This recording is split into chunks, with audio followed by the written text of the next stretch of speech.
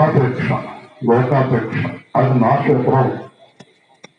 సరే, అపవాది స్వభావం నాశనం చేయడం, పాడు చేయడం, గొడవలు పెట్టడం.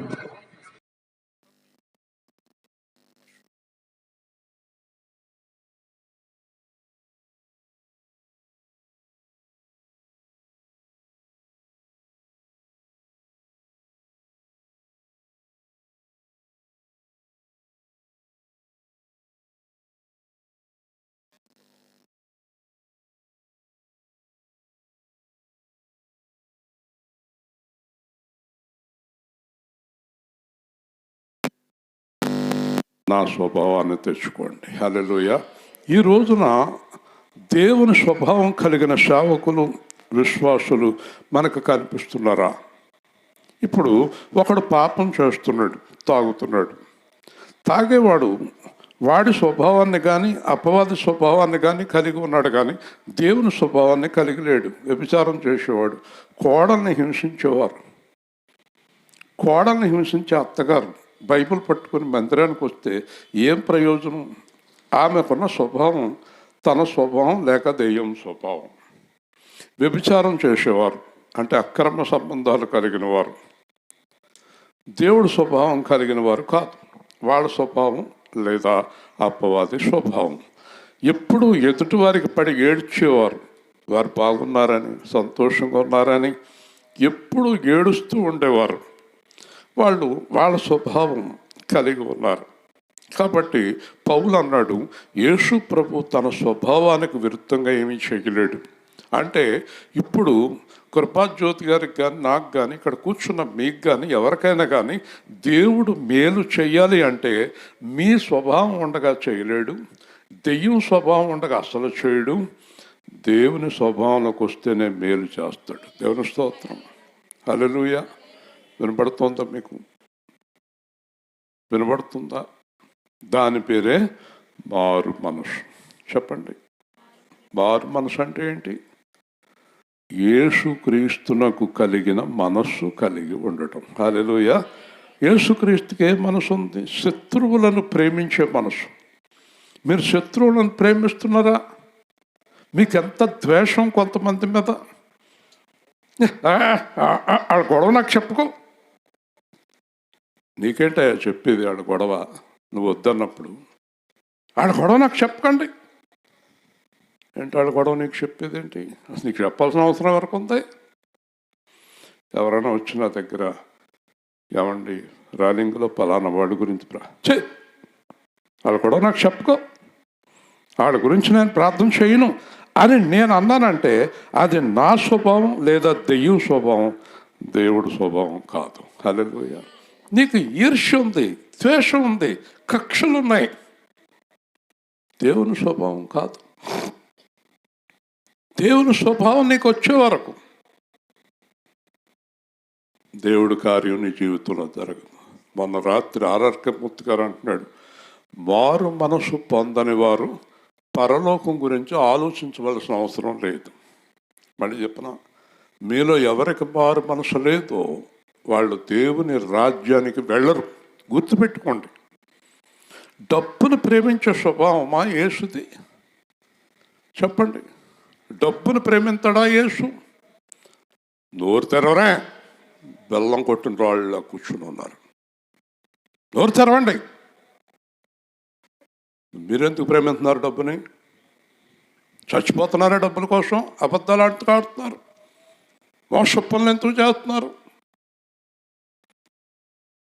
యేసు ప్రభు ఎవరినైనా ద్వేషిస్తాడా? మరి మీరెందుకు ద్వేషిస్తున్నారు? ఎందుకు అసూయ కలిగి ఉన్నారు? ఎందుకు ఈర్ష్య కలిగి ఉన్నారు? ఎందుకు సమాధానం లేదు మీకు? వింటున్నారా? ఒక్కటే గుర్తుపెట్టుకోండి, మన స్వభావం మారే వరకు దేవుని సహాయం మనకు దొరకదు. హల్లెలూయా. నీకు దేవుడు సహాయం కావాలంటే నీ బుద్ధి మార్చుకో. తప్పిపోయిన కుమారుడు రాత్రి మాట్లాడుకున్నాం. బుద్ధి మారిన తర్వాత దేవుడు సహాయం ప్రారంభమైంది. మనసు మారే వరకు దేవుడు సహాయం దొరకదు మనకి.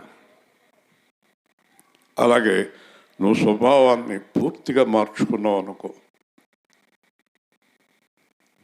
హృదయం నిండినది నోరు మాట్లాడు. మన హృదయంలో మరి డ్రైనేజ్ ఉంటే ఆ నోట్లోంచి డ్రైనేజ్ మాటలే వస్తాయి. మన హృదయంలో జీవజలముల ప్రవాహం ఉంటే ఆ మాటలే నోట్లోంచి వస్తాయి. దేవుని స్తోత్రం. ఆ కుళ్ళంతా బయటకు కక్కుతూ ఉంటారు.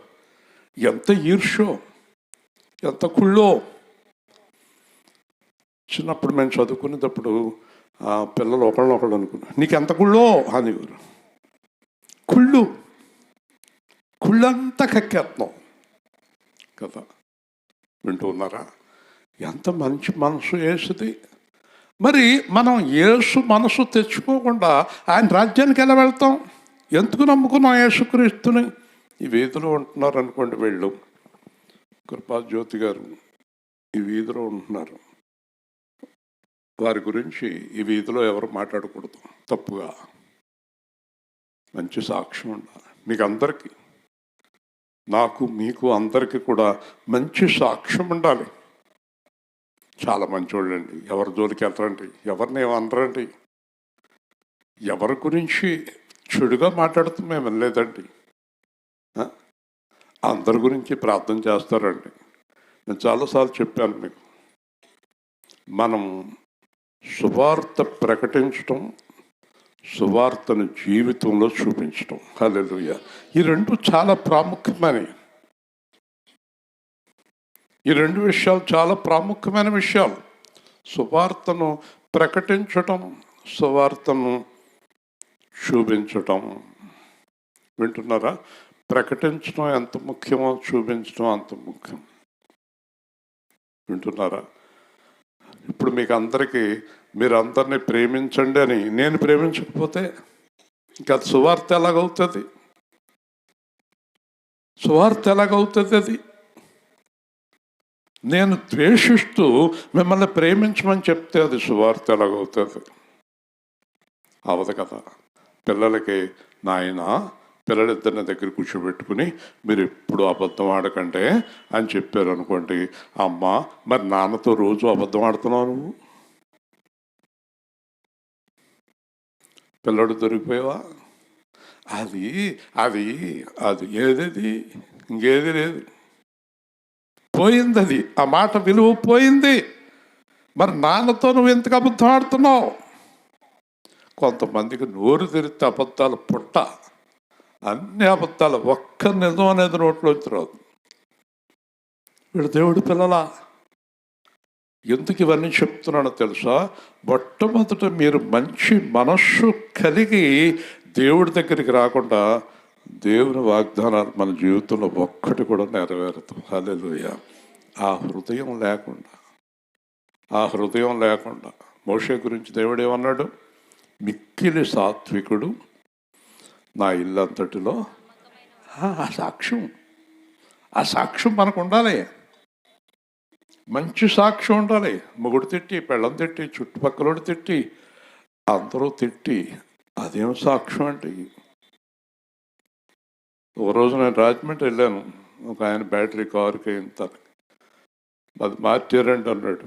నేను జాన్ వెస్లీ చర్చికి వెళ్తున్నాను. చాలా సంతోషం. అంటే మళ్ళీ నేను కొంచెం దేవుడి గురించి మాట్లాడేటప్పటికి, నేను కదండి మా ఆవిడ వెళ్తుంది, నేను వెళ్తలేదన్నా.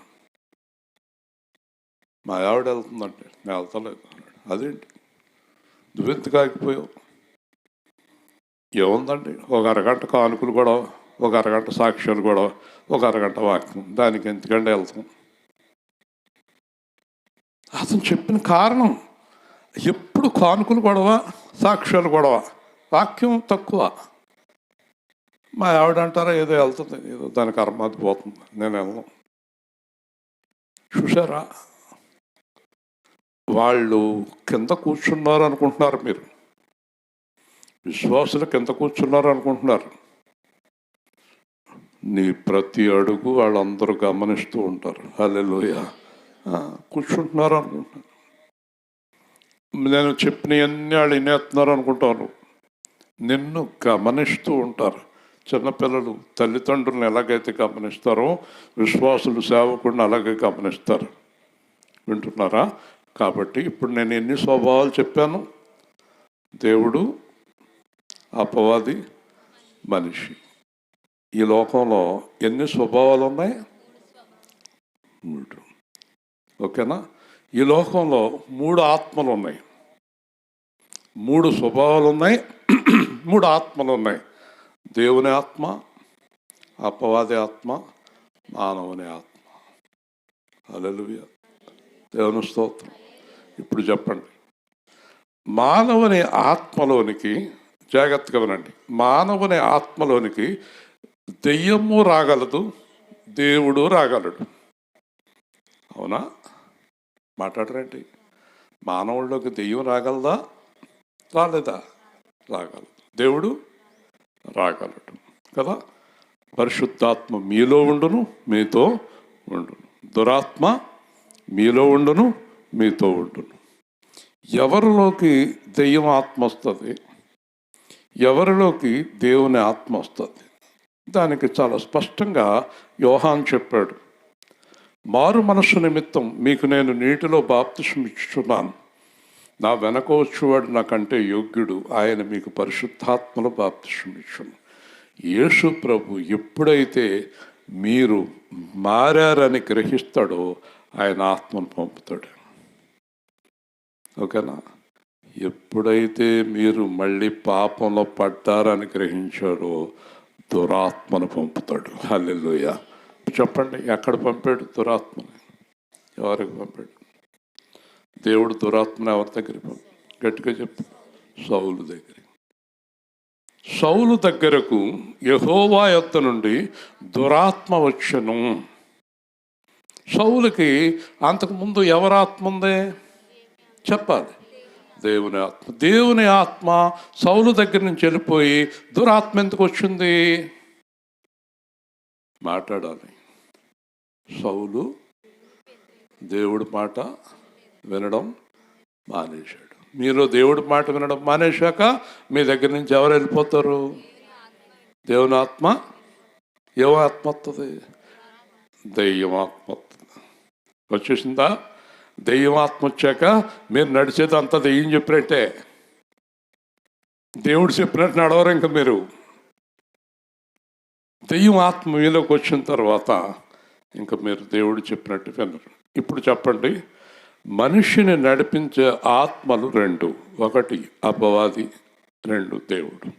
ఇప్పుడు మనలోకి రావాల్సింది దేవుని ఆత్మ, దెయ్యం ఆత్మ?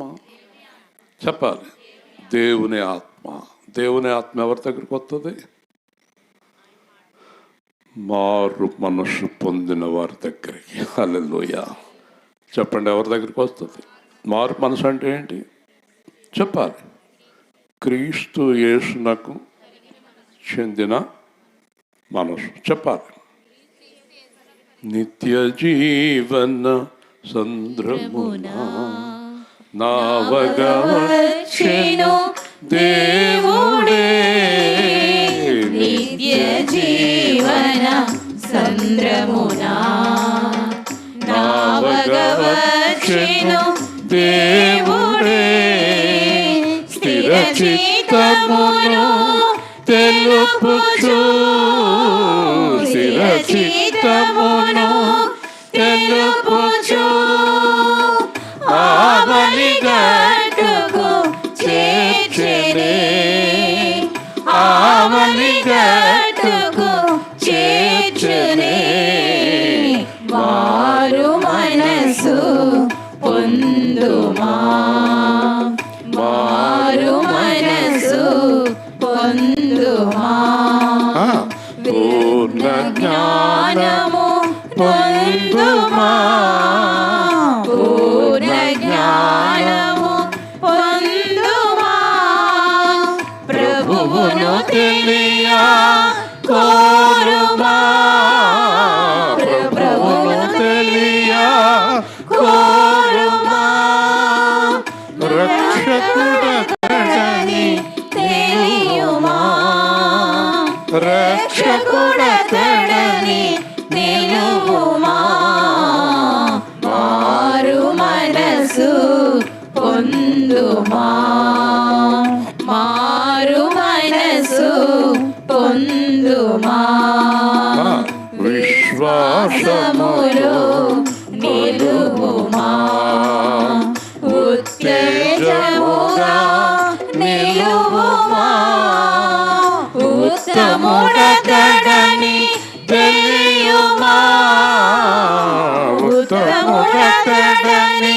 తెలియుమా మహదానందము పొందుమా మహదానందము పొందుమా మారు మనసు పొందుమా మారు మనసు పొందుమా. నేను రాసిన మొదటి పాట ఇది. 25 సంవత్సరాలు 6 నెలల కిందట బెంగళూరులో మొదటి పాట. కానీ ఈరోజుకి ఈ పాట దేవుడు నాకు గుర్తు చేస్తూ ఉంటాడు. అబ్బాయి మారు మనసు పొందావని అడుగుతాడు నన్ను. నేను పొందకుండా మిమ్మల్ని పొందమని చెప్తే ఊరుకుంటాడా? ఇప్పుడు చెప్పండి, మారు మనసు ఉన్నవారికి విరోధులు ఉంటారా? చెప్పాలి. బయట ఉన్న మీ హృదయంలో 2, మారు మనసు ఉన్నవారు డబ్బుని ప్రేమిస్తారా? 3, మారు మనసు ఉన్నవారు వ్యభిచారం చేస్తారా, తాగుతారా? మారు మనసు ఉన్నవారు ఎవరైనా పాడైపోవాలని కోరుకుంటారా? మారు మనసు ఉన్నవారు ఎవరిదైనా దోచుకుంటారా? మాట్లాడండి. మరి ఏమి చేయట్లేదు మీరు? మంచోళ్ళేనా? నేను మిమ్మల్ని అడగను, ఆయన అడుగుతాడు. ఆయన మిమ్మల్ని చూస్తాడు. మారు మనసు పొందారు లేదో మనుషులకు తెలుస్తుందా, దేవుడికి తెలుస్తుందా? గట్టిగా చెప్పాలి. ఇంకా గట్టిగా చెప్పాలి. మారు మనసు పొందారు లేదు ముగ్గురికి తెలుస్తుంది. ముగ్గురికి. 1 దేవుడికి, 2 దెయ్యానికి, 3 నీకు. ఇంకెవరికి తెలదు. ఒక ఆవిడ అంటుంది, నా మనసులో ఏముందో ఎవరికి తెలదు. అబ్బా, చాలా గొప్పతనివి. నీ మనసులో ఏముందో ఎవరికి తెలదు కదా. నీకు తెలుసు, దేవుడికి తెలుసు. కానీ ప్రమాదం ఏంటంటే దెయ్యానికి కూడా తెలుసు. ప్రమాదమైన దెయ్యాన్ని తెలియటం. చెప్తాను వినండి. యోధ మనసు యేసుకు తెలుసు. అవునా? యేసుకు తెలుసు, దెయ్యానికి తెలుసు, యోధాకు తెలుసు. ఇంకెవరికైనా తెలిసిందా? చెప్పమ్మా. యేసుకు తెలుసు, ఓకేనా? దెయ్యానికి తెలుసు, 3 యోధాకు తెలుసు. ఇంకెవరికైనా తెలిసిందా? పక్కన ఉన్నవాడికి ఎవరికైనా తెలిసిందా? కాలేపు తెలియదు. ఆనంద మనసు ఏంటో ఆనందకే తెలుసు కదా. ఆయన ఎప్పుడు రావాలనుకుంటున్నాడో, ఎప్పుడు మానేయాలనుకుంటున్నాడో ఆయనకి జాగ్రత్తగా వినండి. ఎవరిని హృదయం వానికి తెలుసు. బైబిల్లో ఇంకో మాట ఉంది, చక్కని మాట. ఎవని బరువు వాని మోయవలను కదా. నేను లావైపోతే నీకేంటి బాధ? నాకేం బాధ లేదు. నువ్వు లావైపోతే నీ గుండెకి బాధ, నీకు బాధ. అది కొట్టుకుంటాం, ఆగిపోతుంది. కొంతమంది అంటారు, నాకు పట్టుంటే, నాకు ఒళ్ళు ఉంటే నీకేంటి బాధ? నాకేం బాధ ఉంది? నువ్వే కదా మోసుకోవాలా అదంతానే. ఎవని బరువు వాడే మోయవలను. కాబట్టి ఏం జరుగుతుంది? నేను ఇంకా మోయలేను, వెళతాను అంటది. ఏది? గుండె. నేను ఇంక మోయలేను నిన్ను, నేను వెళ్తాను బాబు అంటాడు. వెంటనే పాస్టర్ గారిని కాక కదా. ఎవని బరువు, బైబిల్ మాట నాది కాదు, ఎవని బరువు వాడే మోసుకొని వలను. ఇంకోటి, ఎవని దుఃఖము వానికే తెలియదు కదా. అంతేనా? సంతోషం అందరికి అర్థం అవ్వచ్చు, కానీ దుఃఖం ఎవరి బాధ ఆడదే. నా బాధ నీకు. ఇంకోటి తెలుసా? నా బాధ నువ్వు భరించలేవు, నీ బాధ నేను భరించలేను. కానీ బైబిల్ చెప్తుంది, వారి యావత్ బాధలో ఆయన బాధను పొందాను. హల్లెలూయా. మన అన్నీ భరించేటటువంటి దేవుడు. కాబట్టి మనం మారు మనసు పొందితే దెయ్యం మన దగ్గరికి రాదు. ఎప్పుడు దేవుడు మనతోటే ఉంటాడు. అప్పుడు జరిగే కార్యాలు చెప్పేసి ముగించేస్తున్నాను. దేవుడు మనకి ఏ కార్యాలు చేస్తాడట? మొట్టమొదటి మాట, అతడు నన్ను ప్రేమించుచున్నాడు గనక తప్పించుతాను. చెప్పండి, ఎవరిని ప్రేమిస్తున్నారు? డబ్బుని ప్రేమింతే తప్పించును, మనుషుల్ని ప్రేమింతే తప్పించును.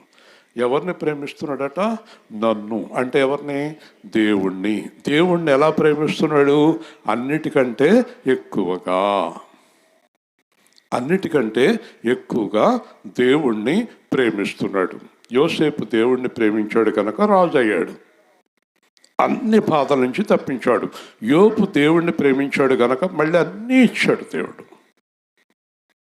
కాబట్టి నాకు ఒక అబ్బాయి ఫోన్ చేసి, నేను పశ్చాత్తాపడుతున్నానండి, నేను దుఃఖపడుతున్నాను, నేను మారు మనసు పొందుతున్నాను అన్నాడు.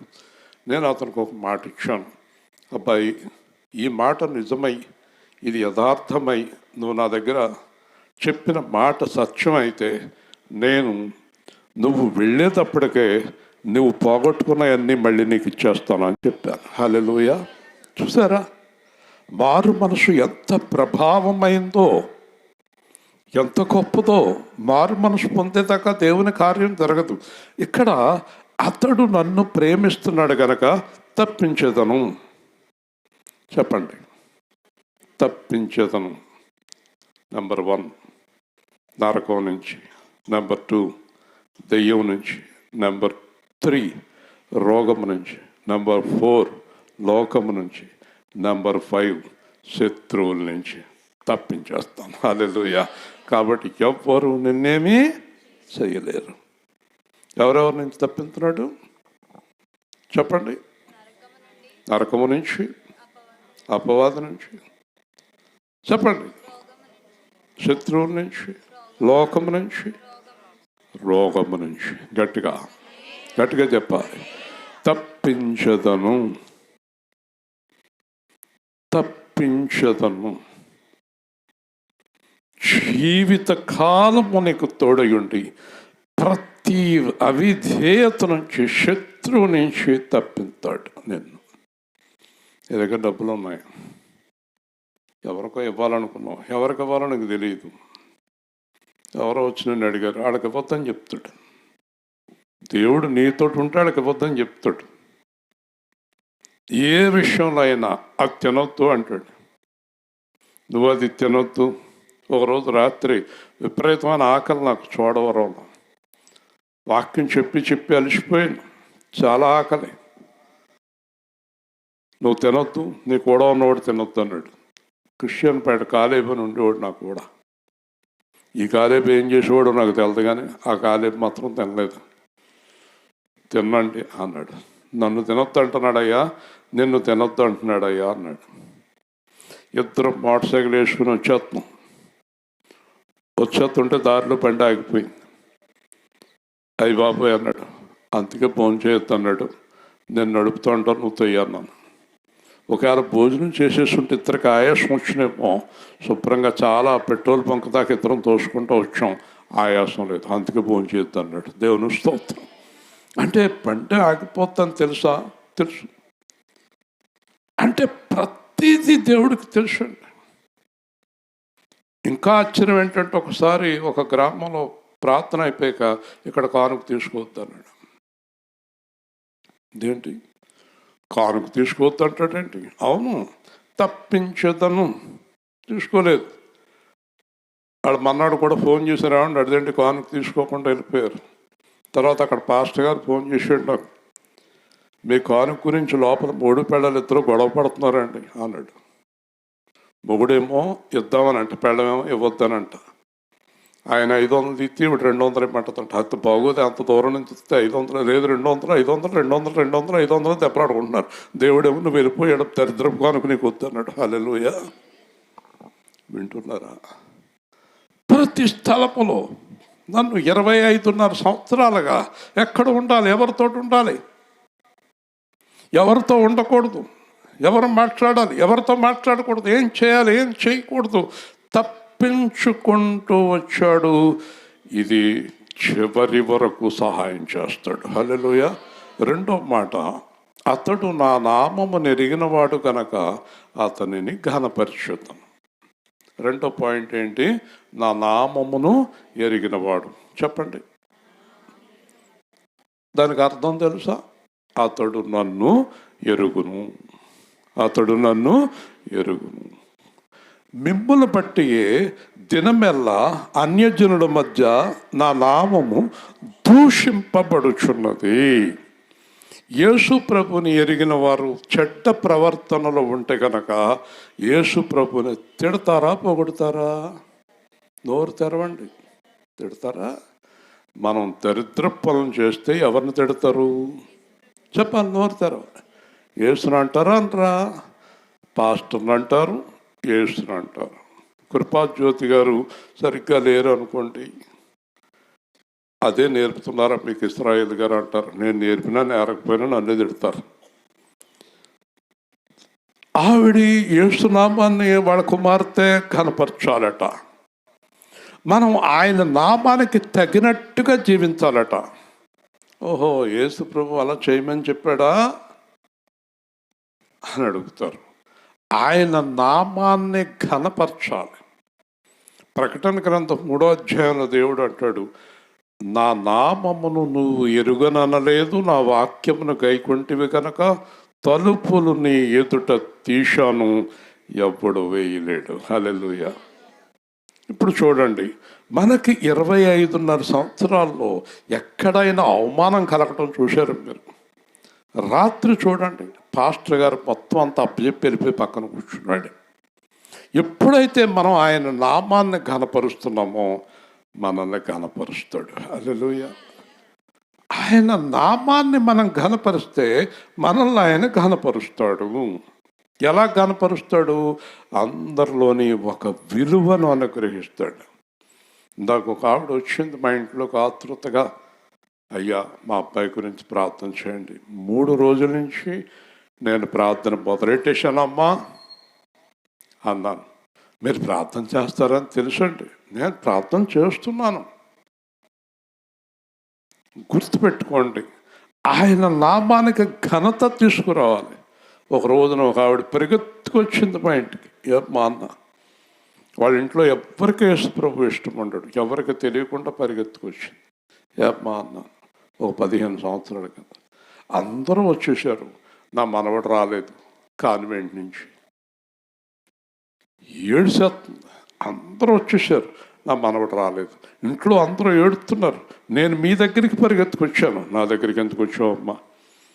మీ యేసు ప్రభుకి ఆడెక్కడున్నాడో తెలుస్తుంది కదండి. అంతే. దేవుని స్తోత్రం.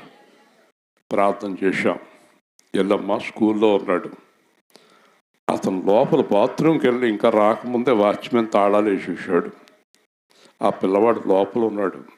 అతను కేకెత్తున్నాడు. వీడికేమో ఎక్కడో దూరంగా గేటు కాడ ఉన్నాడు. వాడికి వినబడతలేదు. వెళ్ళంటాను. వీళ్ళందరూ కలిసి స్కూల్కి వెళ్ళేటప్పటికి వాచ్మెన్ గేటు కాడ ఉన్నాడు. లోపల మా లోపల ఎవరు ఉన్నారు అన్నాడు. లోపల ఉన్నాడా ఏ బాబు ఉన్నాడు అంటే ఆ తాళాలన్నీ తీర్చి ఏడుతో లోపల కూర్చుని ఉన్నాడు ఆ పిల్లడు. గట్టిగా దేవుని స్తోత్రం. అయ్యి బాబు, యేసు ప్రభు అంత గొప్ప దేవుడు అంతే ఆవిడ. కాబట్టి ఘనపరిచారు దేవుడు. వెంటనే అయ్యి బాబు, యేసు ప్రభు ఎంత గొప్ప దేవుడు, నా మనవడు నాకు అనుగ్రహించాడు. నామాన్ని ఘనపరచాలి. తాగుపోతులు, తిరుగుపోతులు, భయంకరమైన పనులు చేసేవారు ఆయన నామానికి అవమానం తీసుకొస్తారు. నిన్ను బట్టే ఘనత, నిన్ను బట్టే చెడ్డ పేరు వస్తుంది ఆయనకి. కాబట్టి అతడు నా నామము తెలిసినవాడు కనుక నేను అతన్ని ఘనపరిచేదను. 3వ పాయింట్ చూడండి. అతడు నాకు మొరపెట్టగా నేను అతనికి ఉత్తరం ఇచ్చేతాను. అర్థమైందా? ఇప్పుడు దేవుణ్ణి ప్రేమించి దేవుడు నామాన్ని ఎరిగిన వారికి ప్రార్థన చేసిన వెంటనే జవాబిస్తాడు. ఏం చేస్తాడు? ప్రార్థనకి జవాబు ఎంతసేపట్లో వస్తుంది? వెంటనే చెప్పాలి. 7 వారాలు నూనె బుడ్లు పెట్టుకుని తిరగక్కర్లేదు. 1 వారం కూడా తిరగక్కర్లేదు. 1 రోజు కూడా తిరగక్కర్లేదు. చర్చి దాకా వెళ్ళక్కర్లేదు. నువ్వు ఇంటిలో మోకరించి ప్రార్థించేటప్పుడే వెంటనే నీతో మాట్లాడతాడు. హల్లెలూయా. వెంటనే అతడు మొరపెట్టగా. ఈ రోజున చాలామందికి చాలా కన్ఫ్యూజు. ఏం చేయాలో తెలదు బాబోయ్, ఎలా వెళ్ళాలో తెలియదు బాబోయ్, ఎవరితో మాట్లాడాలో తెలియదు బాబోయ్, ఎలా జరిగాలో తెలియదు బాబోయ్ అని ఏడుతో కూర్చుంటారు. అంధకారమే దారి మూసిన నిందలేనను కృంగదీసిన తన చిత్తం నెరవేర్చుతాడు గమ్యం వరకు నన్ను చేర్చుతాడు నడిపిస్తాడు నా దేవుడు శ్రమలోనైనా నన్ను విడువడు అడుగులు తడబడినా అలసటపై పడినా అడుగులు తడబడినా అలసటపై పడినా చేపట్టి వెన్ను తట్టి చక్కని ఆలోచన చెప్పి చేపట్టి వెన్ను తట్టి చక్కని ఆలోచన చెప్పి నడిపిస్తాడు నా దేవుడు శ్రమలోనైనా నన్ను విడువడు నాకున్న కలిమి కరిగిపోయినా నా యొక్క బలిమి తరిగిపోయినా తన చిత్తం నెరవేర్చుతాడు గమ్యం వరకు నన్ను చేర్చుతాడు అన్నాడు. ఉత్తరం ఇస్తాను. చాలా చక్కని పాయింట్లోకి వచ్చాం. శ్రమలో నేను అతనికి తోడయ్యుందును. ఒకరోజు తనకు ఒక హాస్పిటల్లో ఒక ఆవిడ దగ్గరికి వెళ్ళాను. ఆవిడకి సిలేన్ ఎక్కుతుంది, దగ్గర ఎవరు లేరు. నేను వెళ్ళేటప్పటికి కళ్ళంట నీళ్ళు ఇలా కారి కిందకు పోతున్నాయి. అమ్మా అన్నాను. ఎవరు లేరండి నా దగ్గర. అమ్మా ఇసుకుంటున్నారు, నేను ఇంకా చావట్లేదు అంటున్నారు. చాలా బాధపడింది. అయితే నేను ఒక మాట చెప్పాను, ఇప్పుడు నీ దగ్గర ఎవరు లేరా? ఎవరు లేరు కాదు, బైబిల్ ప్రకారం నీ దగ్గర దేవుడు ఉన్నాడు. హల్లెలూయా. ఇక్కడ దేవుడు ఎలాంటి వాడు అంటే, ఆనందంగా ఉన్నప్పుడు మనతోటి ఉండడు, కానీ శ్రమల్లో ఉన్నప్పుడు మనతోటి ఉంటాడు, కష్టాల్లో ఉన్నప్పుడు మనతోటి ఉంటాడు, బాధల్లో ఉన్నప్పుడు మనతోటి ఉంటాడు. మీరు గుర్తుపెట్టుకోండి, మనకు విరోధులైనప్పటికీ కూడా వాళ్ళ బాధలో ఉంటే మనం వెళ్ళిపోవాలి. వాళ్ళు మనతోటి ఎప్పుడు మాట్లాడిన వారైనా, మనల్ని హింసించిన వారైనా, మనల్ని దోచుకున్న వారైనా, వారు ఎవరైనా వారు పడిపోయినప్పుడు, వారి బాధలో ఉన్నప్పుడు ఇలా చేశారు నేను వెళ్ళను. వారు పిచ్చోడా, నువ్వు పడిపోతావు రేపొద్దున. మర్చిపోకు, ఈరోజు నిలబడ్డాను అనుకుంటున్నావు, నోటుకొచ్చినట్టు వాగుతున్నావు, నువ్వు కూడా పడిపోయే రోజు వస్తుంది. అప్పుడు వాళ్ళు వస్తారు. ఎవరైనా పడిపోయినప్పుడు సంతోషించవద్దు, మీరు వెళ్ళి సహాయం చేయండి అనంది బైబిల్. హల్లెలూయా. పరిగెత్తుకెళ్ళి సహాయం చేయాలి. విరోధులైనా సరే, దూషించేవారైనా సరే, ద్వేషించేవారైనా సరే. వింటున్నారా? శ్రమలో తోడై ఉందును. ఎప్పుడు దేవుడు మనకు శ్రమ వచ్చేటప్పటికి పరిగెత్తుకుని వస్తాడు. మనమేమో సంతోషంగా ఉన్నప్పుడు ఊళ్ళో వాళ్ళందరినీ నా వాళ్ళు అంటాం. శ్రమలో అందరూ పారిపోయినప్పుడు దేవుడా అంటాం. బాగున్నప్పుడు కూడా దేవుడితో సహవాసం చేస్తే, బాగోలేనప్పుడు కూడా దేవుడు మనతోటి ఉంటాడు. తర్వాత విడిపించి గొప్ప చేసేతను. ఇప్పుడు ఏం చేస్తావమ్మా, అందరికీ వస్తే కష్టాలు నీకు వచ్చినాయి అని చెప్పి ఏడుస్తారు. దానివల్ల ప్రయోజనం ఏంటండి? మన దగ్గర ఉన్న కష్టాలకి ఎవరైనా వచ్చి ఏడవటం వల్ల పెద్ద ప్రయోజనం ఉంటుంది కదా. ఆ కష్టం నుంచి మనల్ని విడిపించాలి కదా. దేవుడు ఏం చేస్తాడు?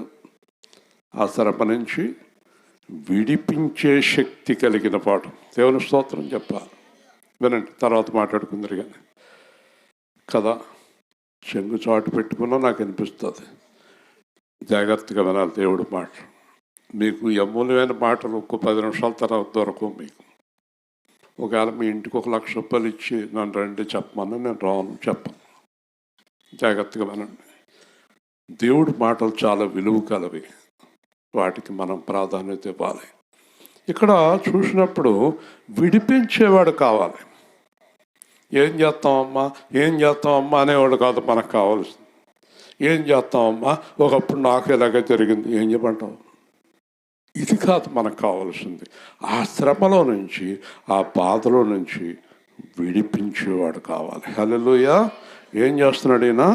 విడిపించి గొప్ప చేసేదను, విడిపిస్తాను గొప్ప చేస్తాను. ఇతడే 10 మందికి సాయం చేసేవానిగా చేస్తాను. ఈ కార్యాలన్నీ కూడా వెనక్కి వెళ్ళండి. ఈ కార్యాలన్నీ ఎవరికి చేస్తున్నాడు? ఆయన్ని ప్రేమించి ఆయన మనస్సు కలిగిన వారికి చేస్తాడు. హల్లెలూయా. ప్రతివాడికి చేయడండి దేవుడు. తర్వాత దీర్ఘాయువు చేత అతనిని తృప్తిపరచుదును. దీర్ఘాయువు అంటే నిన్న విన్నాను, ఏదో ఒక ద్వీపం, ఒక దీవి, ఆ దీవిలో అందరూ 120 సంవత్సరాలు బతుకుతున్నారు. తెలుసా మీకు బైబిల్ ప్రకారం మన ఆయుష్ ఎంతో తెలుసా? 120. మీకు అందరికి ఆశ్చర్యంగా ఉందా? 20 ఏళ్ళకే లెగలేకపోతున్నాను అంటది ఈ పిల్ల. 20 ఏళ్ళకే. మరి 120. మోషే 120 సంవత్సరాలు బ్రహ్మాండంగా ఉన్నాడు. దావీదు 150, అబ్రహాం 175. వింటున్నారా? దీర్ఘాయువు. ఒకవేళ దేవుడు అనుకుంటే 120 సంవత్సరాలు కృపాజ్యోతి గారికి ఇచ్చేసి మనవల మనవల మనవల మనవల ఏమో దేవుడు అనుకుంటే ఏమో చెప్పండి. దేవుడు అనుకుంటే ఎంత కాలమైనా బతుకుతాం. హల్లెలూయా. అంతేకాదండి, ఆరోగ్యంగా. అనారోగ్యంతో 120 కాదు, 20 కూడా వద్దు. అనారోగ్యంతో 20 కూడా వద్దు. ఆరోగ్యంగా 120. మోషే 120 సంవత్సరాల్లో కూడా 40 ఏళ్ళ యువకుడుగా ఉన్నాడు. దేవుడు ఆరోగ్యం ఇచ్చి ఆయుష్ ఇస్తాను, దీర్ఘాయువుతో తృప్తిపరుస్తాను. 128 అంటాడు, నీవు నీ పిల్లలను వాళ్ళ పిల్లలను వాళ్ళ పిల్లలను వాళ్ళ పిల్లలను 4 తరాలు చూస్తావు అన్నాడు. హల్లెలూయా. మీలో 4 తరాలు చూడాలనుకునే వాళ్ళు ఎవరు? యాకోబుకి చాలా ఆశ ఉంది. అయ్య బాబు 120 ఏళ్ళు అంటే ఎంతమంది దగ్గర ఏలుపూరులో వడ్డీ వ్యాపారం చేయొచ్చు.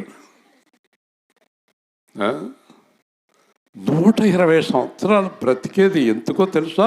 మళ్ళీ వెనక్కి వెళ్తే 120 సంవత్సరాలు దేవుడి కోసం జీవిస్తే ఇస్తాడు. హల్లెలూయా.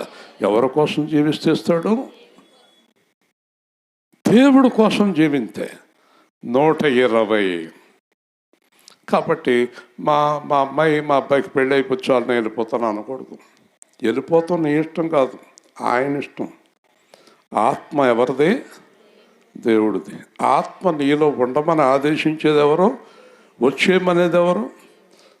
ప్రాణం నీ చేతిలో నా చేతిలో లేదు. చివరిగా నా రక్షణ అతనికి చూపించేద్దాం. గట్టిగా దేవుని స్తోత్రం. ఓకేనా? జాగ్రత్తగా వినండి. రక్షణ అతనికి చూపించేద్దాం. చివరి మాటలు. లాజరు చనిపోయాడు, ధనవంతుడు చనిపోయాడు. లాజరు పరలోకంలో అబ్రహాం పక్కన కూర్చున్నాడు, ధనవంతుడు అగ్నిగుండంలో కాలుతున్నాడు.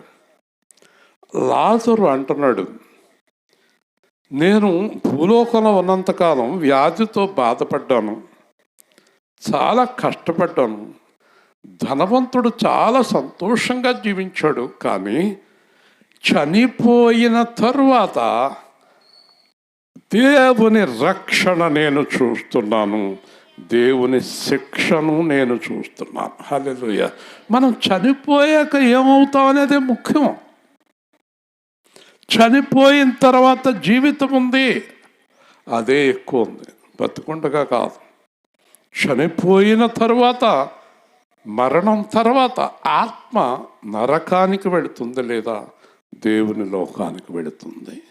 సాతాను నరకంలో ఉన్నాడు కనుక నిన్నెప్పుడు నరకానికి తీసుకెళ్లే పనులు చేయించాడు. దేవుడు పరలోకంలో ఉన్నాడు కనుక నిన్నెప్పుడు పరలోకానికి తీసుకెళ్లే పనులు చేయించాడు. ఎవరి పనులు చేస్తావు? దేవుడి లోకానికి వెళ్ళాలంటే ఎవరు పనులు చేయాలి? దేవుడు పనులు. సాతాను పనులు చేయకూడదు. కాబట్టి రక్షణ మనకు కనబడాలంటే మనం చనిపోయిన తర్వాత ఈ రక్షణ ఎంత గొప్పదో అర్థమవుతుంది. హల్లెలూయా. బ్రతుకుండగా తెలియదండి గొప్పతనం. అందుకే చాలామంది రక్షణ పొందమంటే పొందుతానండి, చూస్తానండి, తర్వాత ఆలోచిస్తామండి. ఒక ఆవిడ అంతే, ఇల్లు కట్టుకుని గృహప్రవేశం అయ్యాక పొందుతానంది. ఆవిడ ఇల్లు కట్టలేదు, గృహప్రవేశం అన్నది ఆవిడ లేదు, వెళ్ళిపోయింది ఆవిడ. అర్థమైందా? ఇంకొక ఆవిడ అంతే, ఆర్ఆర్కే మూర్తి గారితో పొందుతానంది. ఆయన చనిపోయాడు, ఈవిడ చనిపోయింది. నాకు భయం వేసింది. మూర్తి గారు అంతే, ఈవిడ నన్ను తీసుకుపోద్దేమో అంటే ఒకటి వచ్చింది. ఆర్ఆర్కే మూర్తి గారితో పొందుతుందంట, అదో పెద్ద. కాబట్టి ఆలస్యం చేయొద్దు. రక్షణ విషయంలో, మారు మనసు విషయంలో ఆలస్యం చేయొద్దు. ఈ రోజున మీ మనసు తీసేయండి, దెయ్యం మనసు తీసేయండి, దేవుని మనసు కలిగి ఉండండి. దేవుడు మీకు రక్షణ ఏంటో చూపిస్తాడు. ప్రేమ గల తండ్రి, జీవాధిపతి అయిన ప్రభువా, కృపాజ్యోతి గారి కుటుంబాన్ని, వారి బంధువులను, వారి పిలువుగా వచ్చిన సంఘస్థులను, సంఘాన్ని, కార్యక్రమాన్ని దీవించండి. మంచి వాతావరణం ఇచ్చినందుకు స్తోత్రాలు. మీ ఆత్మల వారి కార్యాలన్నీ నెరవేర్చండి. యేసు నామములో అడుగుతున్నాం తండ్రి, ఆమేన్. మీకు అందరికీ అల్పాహారం ఇస్తారు, తీసుకుని వెళ్ళవలసిందిగా కోరుతున్నాను. మంచిదండి.